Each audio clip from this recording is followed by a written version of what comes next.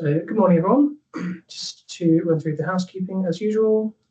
So today's session is being recorded and will be shared with all registrants later in the week.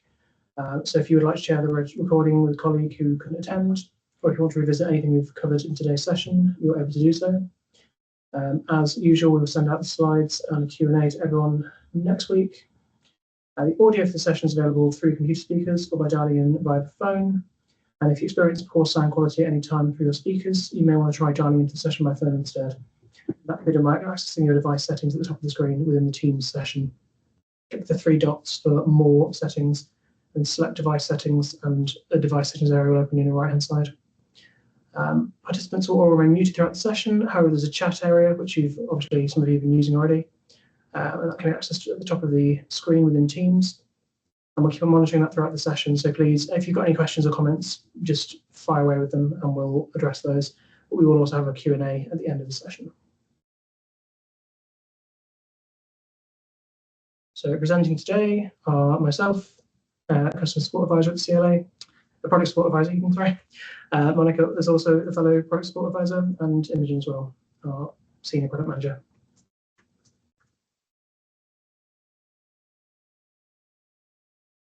So, going on to the agenda for today's session. So we will be covering an introduction to rollover and taking you through the. That seems to not be. Don't know if the text is becoming visible on that second point, but we'll be taking you through the introduction to rollover and what you need to do to prepare for the process when it happens. And then, as usual, we'll have our standard DCS updates part at the end as well, followed by the Q&A at the end. So I'll hand over to Imogen, who will take you through the basics of what rollover is all about. Brilliant, thank you very much. So let me check that I can actually turn over as expected. Yes, there we go. So first up, what is rollover? I know there's a lot of systems use the term rollover and use it slightly differently. So for the DCS, it marks basically a point in time from a data point of view from one academic year to the next. It's as simple as that. Essentially, it's going to close out current academic year and start the new one. What is it for? Well, from our perspective here at CLA, it is the point at, oh, good Lord, what's happened here? Sorry, I'm flicking through like crazy. That is not what's intended. From our perspective at CLA, it is the point at which your usage data is going to be returned to us for distribution purposes. So it's the point at which we capture data around which titles you've copied during the past year, and then that's going to feed our distribution model and determine how much of your license fee each of the creators will get for the next distribution that we run. So it's really important to make sure that authors and publishers receive the license fee that you pay. And then the other purpose is, from your perspective, it's going to create an absolute duplicate of all of the data for this academic year, 24-25, into the new academic year, 25-26. So it's a kind of reset the data from your perspective, or creates a complete duplicate of any live courses, I should say, into the new academic year. And then you're ready and you're able to amend them as you need to for the new term. We'll talk about how that happens in a moment. So what does rollover involve? So I've summarized it as declare, prepare, and, well, rollover, because I couldn't think of a rhyming word. If you have suggestions, please do let me know. But what they're trying to explain here is that the first thing you're going to do is confirm your reporting method. So are you going to be reporting through the DCS? We hope so. Or are you going to submit that manual form? It's called the DCRF, the Digital Copy Record Form. We're going to message everybody about that in the next few days, hopefully tomorrow, to kind of get that started. Sorry, I say message everybody. It'll be whoever the primary contact is for your HEI. That's who this message will go to. So the second thing to do is then make sure that your data is up to date ready to roll over. You're going to be updating courses with the correct student numbers, deleting or archiving anything, courses or content that wasn't used. We're going to go in, well, let's see, Stephen's going to go into more detail on that in a moment. And then finally, during the official rollover period, so that is the first 2 weeks in June, you're going to actually roll over, which is basically clicking a button that says start new academic year. The button will appear on your dashboard a little bit closer to the rollover period. And that will be it. You'll be in the new academic year. The timeline for that then, oh, I thought these were going to come up one by one, but no, they're all here. That's fine. So as I say, from tomorrow, we'll be contacting all of the primary contacts to ask you to confirm how you'll be reporting. You don't actually have to come back to us. If you previously sent a manual form, then we will ask you to confirm that you'll be reporting via the DCS this year, or still manual form, but hopefully you'll find the DCS a simpler way. If you previously reported via the DCS, then we will assume that this is still the case unless you inform us otherwise. And we need to have this information complete by the end of April.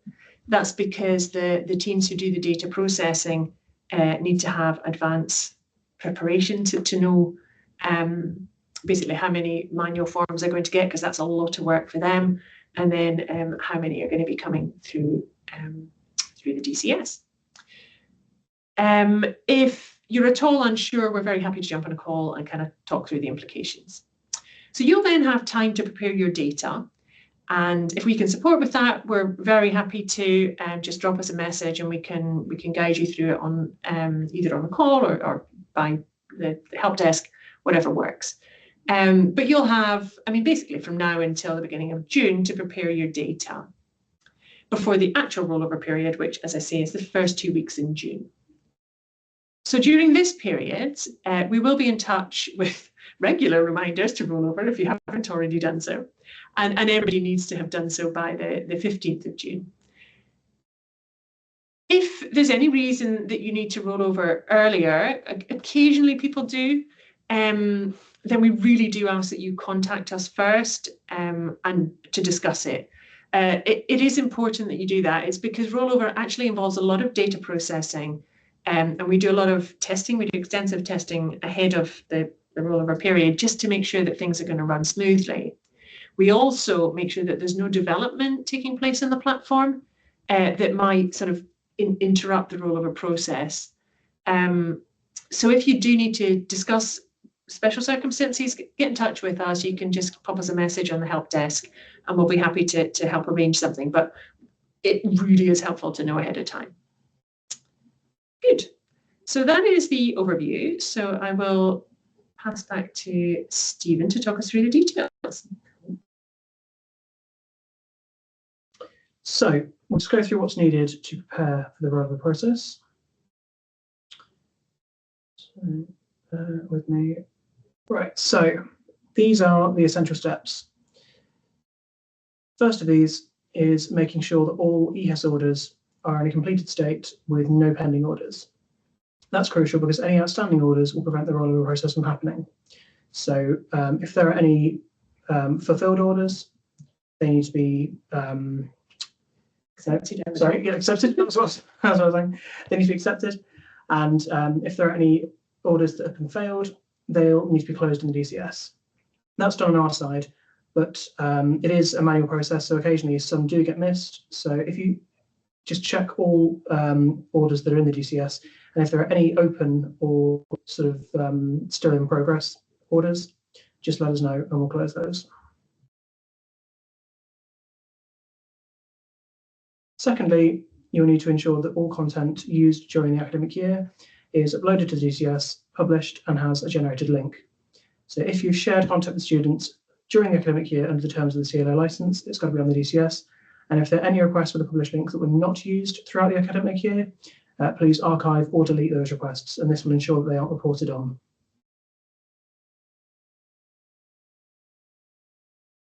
And the third thing is that any courses that didn't run through the academic year should be archived or deleted.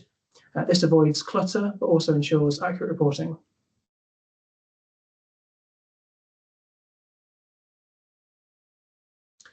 And then lastly, all courses need to be up to date with accurate student numbers before the rollover. So if any course on the DCS has 0 students, you won't be able to complete the rollover. You can review which courses have 0 students on the DCS dashboard. If a course didn't run during the year, you'll need to archive or delete the course. And if you think the course might run again, it's best to archive it. That way you can easily reinstate it in the future. But if the course is not likely to run again, that should be deleted, because the more courses you have on the DCS, the longer it will take you to complete the rollover.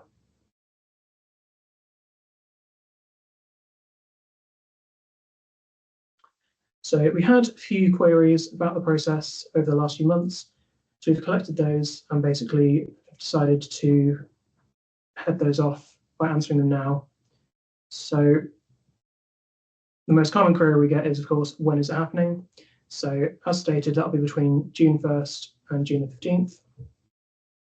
But the second most common query we get is, do we need to do anything to sign off on the process?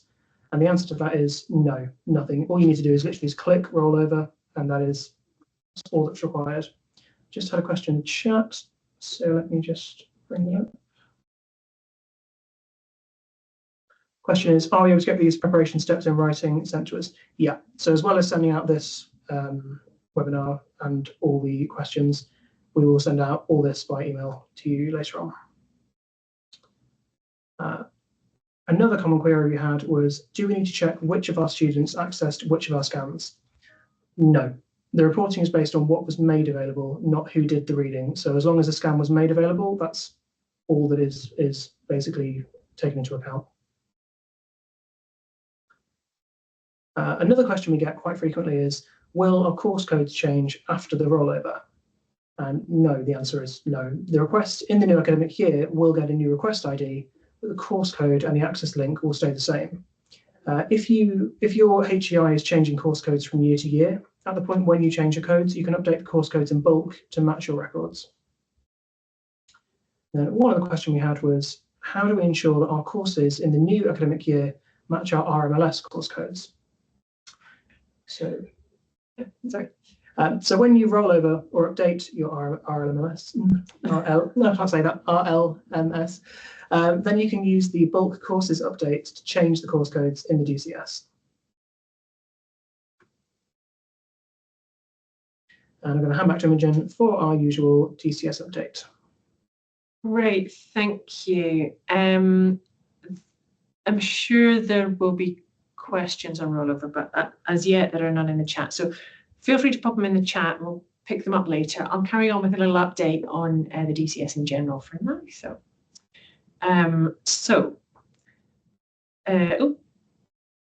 First up, the Born digital load. So I was telling you about this last time, just to say that yes, it has now gone through. And if I can get my screen to update there, oh gosh, it's flicking around like crazy. There we go. So we completed the load. 12,418 new titles went in. So our new total is 326,253 Born digital titles in the system. In terms of publishers, this is the breakdown. It's very similar to the one I showed you last time. There's one new publisher, that's Blood Axe Books, which is very exciting. Now, there was a set of titles from a new publisher, another new publisher, Human Kinetic, that just missed the load. So we're actually doing another kind of really small addition just to bring these ones in as well. So I was told actually just last night that they've been loaded onto the test site. So we'll be testing those and hopefully we'll make those bring those in again next week as well. So that's just over 800 titles from Human Kinetic, another new publisher. So very exciting. Bug fixes, just one that went last week, and again, this is now telling you that it has happened, that the one that we mentioned last webinar. So there was an issue in the DCS where some accessibility features, if they had been added in the latest Adobe Pro, were being stripped out when basically for students, but actually happened when the system was adding the cover sheet. The software that did that wasn't compatible with the latest Adobe Pro. So the developers have now updated the software. They've updated all of the connected libraries, which means that the embedded information is now pulling through. So on my screen there, yeah, you can see that this is now pulling through the tagged data, so you get a full table of contents coming into the Cortex reader, which is very good news. And at the same time as that, it also fixed an ongoing issue that we'd had around cover pages, which weren't reflowing if the student. So for students who would download it and open it in a PDF viewer with reflow, so that they could kind of adjust sizes and things, the cover page wasn't reflowing very well. So again, that's managed to fix that as well. So we're very happy about that. Good. Now on to the new platform. This is where we were at last month. We'd built those. These have been designed. Now those bits that were designed have moved up to built.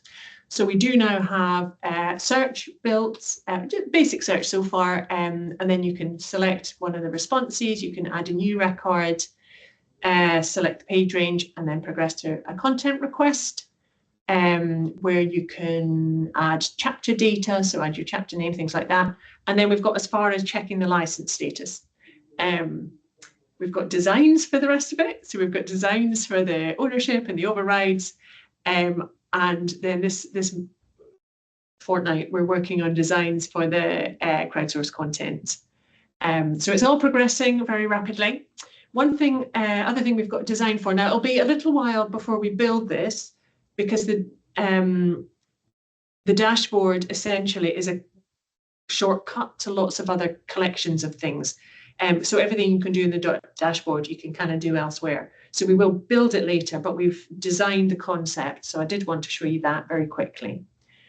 So the new dashboard will look like this. It's same, but different. It should look fairly familiar. There's a few things to point out. You'll be able to, so at the moment you can toggle sections. Oh, why is that not working? There we go. At the moment you can toggle sections on and off with a toggle. We're sort of standardizing how that kind of function works with a little arrow. So again, you can minimize and maximize sections. You will actually be able to do some more fundamental edits to the page, but I'll come back to that in a second. And then the announcements, if you read it, minimize it, that's fine. It will then automatically open again when we add something to it. So you needn't worry about missing things. A minor change on the go to request, we're kind of standardizing how it works. So by default, the request ID will be here, but you'll be able to use tabs for the other ways to search. Just kind of standardizing how this works. And then in edit mode, what will happen is you can actually toggle off some of the sections entirely. So if, for example, if you don't have an HEIs subscription, you can just turn that off for your dashboard. If actually you don't, if you don't receive academic requests directly, so you don't have an RLMS and you don't use the academic request form, you can just turn that whole module off. You'll always be able to come and turn it on again in the edit mode, but if you just save changes, it will now be gone from your dashboard. So as I say, we haven't built that yet, but this is what we're planning. And I wanted to show you straight away so that you could see what's coming. Now, last time we had a lot of questions around migration, and I said I'd tell you a little bit more this month. So, I mean, we are still planning the details, so this is not going to be the absolute, it's not going to be the complete book, but where we are at the moment. So as we talked about earlier, we will be doing rollover in the current DCS, usual schedule. So by mid-June, everyone should be rolled over onto the new academic year with a fresh set of requests ready to set up for the 25-26 academic year. Now, normally we do our bulk permission rechecks on the 1st of August. As a reminder, this is where we recheck absolutely every request that you have, every permission, to make sure that anything that was under the CLA license remains under the CLA license. The 1st of August is the beginning of the official CLA academic year, or it's the beginning of the license year, sorry. So normally we do it on the 1st of August. However, that was going to be pretty much our migrate date. So what we've agreed with the various teams at CLA is that we will do the permissions check a little bit early, a week, 2 weeks early, mid-July, just so that we have that updated data ready to migrate to the new system. It means that then when we're taking the data, it's all of these really important things have already happened, and it minimizes risk. So we have also talked about data freeze for a week while we migrate. So we would close off the current DCS, move everything over, and then basically spend that week testing to make sure that every link works. And then you'd go live in the new system a little bit later. In terms of timing, it looks like this. So rollover, oh, hang on, I'm not clicking. Why am I not clicking? There we go. Rollover is at the usual time, the first 2 weeks of June. And we'll do the permissions check, as I say, just a couple of weeks early, so kind of late July. And then we'll freeze the system for that last week of July. Obviously, these blobs are not scaled, but and that'll give us time to test thoroughly and make sure that all of the data really has pulled through correctly. And then we'll release the new platform. Now, the new platform is going to be released in a few waves. The first main release is going to be 1st of August. I think there might be a bank holiday, so it'll be whatever it is, the 4th, 6th, early August. So the first main release is going to have all of the core functionality around making and managing requests. So it's really all of the kind of guts of the DCS. We'll then continue working on some of the other features for the next couple of months. So second wave is going to have kind of slightly less used functionality, and that'll come on at the end of August, beginning of September. And then there will be a third release a month later. And that'll be a mixture of things that aren't needed immediately. So like rollover, because we've just done it, and bulk permissions again, and we won't actually need to use those until later in the year. And it'll be new features that you don't currently have. So integrating SEPs, that kind of thing. We will obviously continue to iterate and build after that. We do have some exciting plans of other things to bring in, but for now, let's just focus on the new platform. So that's the timeline. As I say, the vast majority of the current DCS will be coming in July. Anything else in July, May live beginning of August. Everything else a month later, and everything else a month after that. So we have had, I mean, like with the rollover, we have had questions, and I wanted to just kind of deal with some of these. So first of all, does my data have to be in a particular state to move?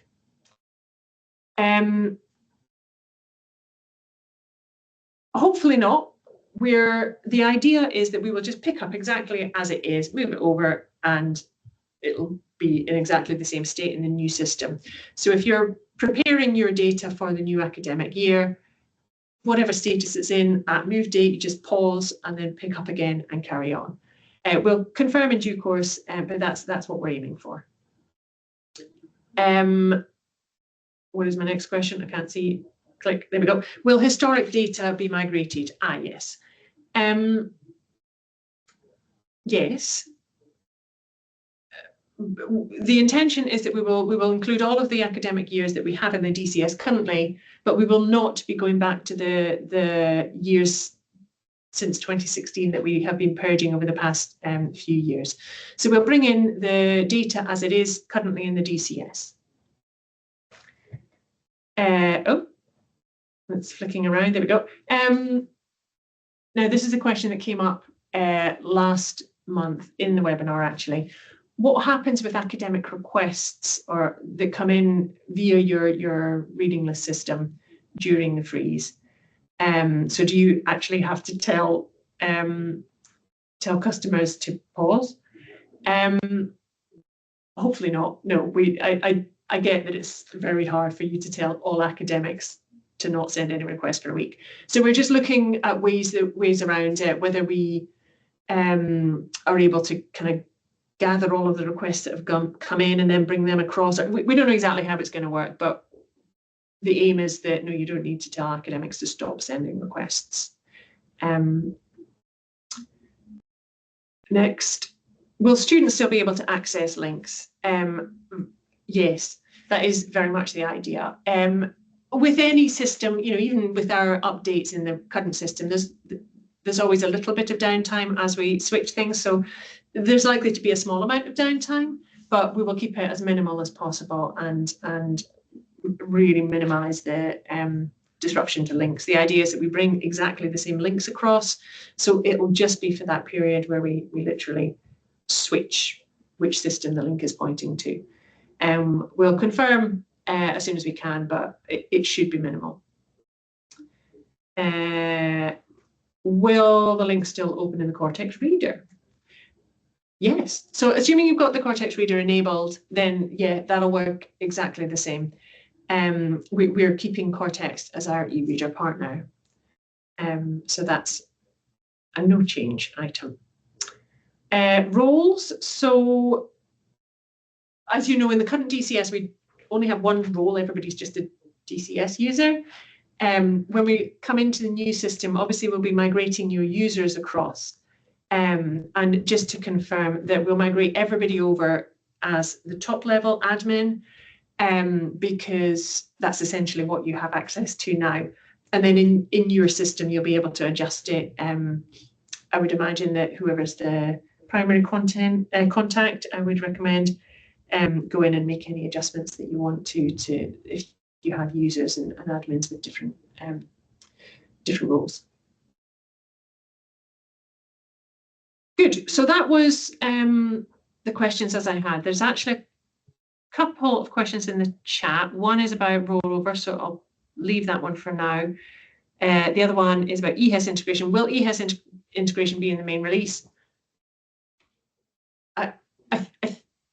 I will confirm that in the FAQs that we send around. I actually can't remember. I hope so, but I can't remember, so I will confirm that later.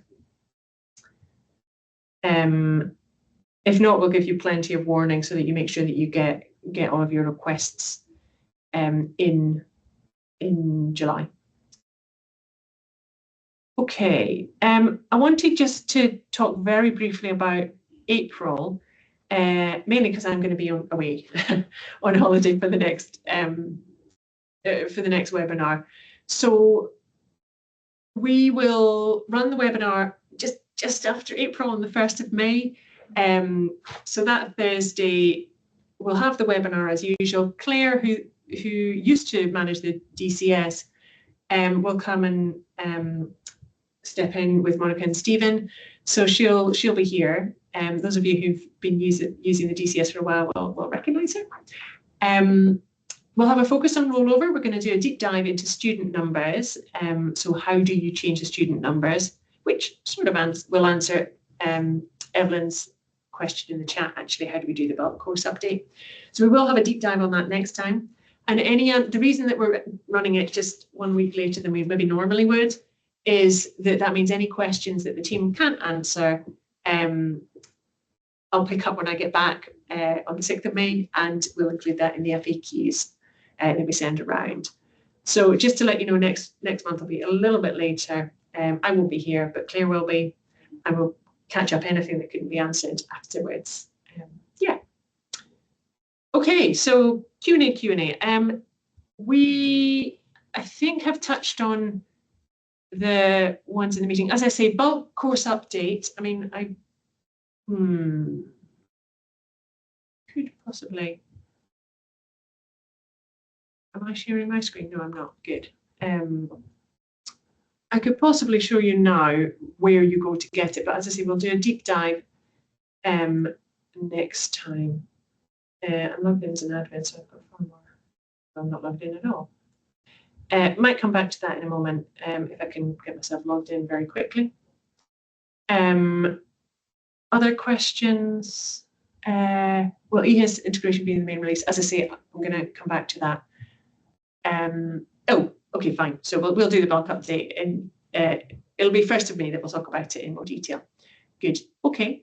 I can see there's something in the Q&A, but I'm not sure what. Let's have a quick look.